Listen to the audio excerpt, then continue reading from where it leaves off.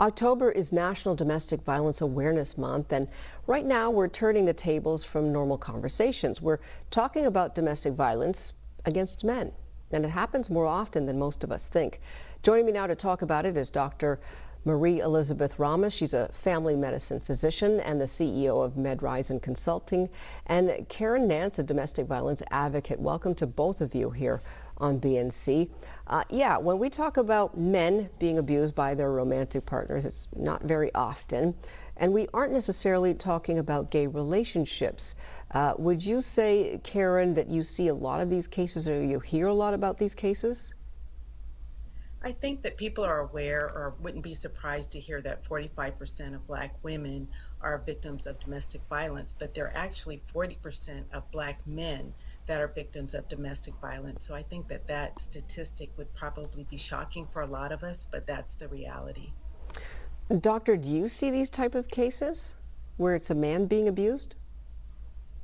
Definitely, yes.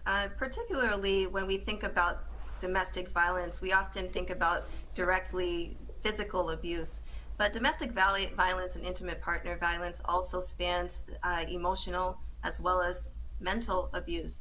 And typically for our men in our society, it's very difficult to discuss any kind of circumstances where they may be felt to be in a victim role. So Karen, why do people think that this doesn't seem like it's an issue? Stereotypes, society thinking that, oh, a man is big and tough and he wouldn't be abused like that. All those sorts of myths around how relationships actually work. What are your thoughts on the reality of it? The reality, I believe, in the Black community is that we have so many issues that we're dealing with, and domestic violence isn't at the top of the list for most of us. It's homelessness, and then we have issues with police brutality and other issues. And so I think that that's not what comes to mind, is domestic violence. And then there's the stereotype, right, that a woman would not be the aggressor, that a man is typically bigger, stronger, and that the woman is the weaker person, so that we automatically assume if there is a domestic violence issue, that it's committed by the man, that he's the aggressor. So I think stereotypes play a big part in this misconception about domestic violence with men as the victims. Dr. Ramos, what kind of cases have you seen and how serious? I think it spans a range, particularly as we've been dealing with COVID-19 and having to be in our home situations more frequently. We've had more cases of not only domestic violence, but also drug abuse and misuse. And a result of that also leads to misuse and in unhealthy dynamics within relationships. I've had men, unfortunately, come to me with both physical injuries, but more so the stress and chronic stress and side effects from a depression and mental health standpoint in dealing with unhealthy relationship dynamics. Karen, is there anything that sort of binds these cases together?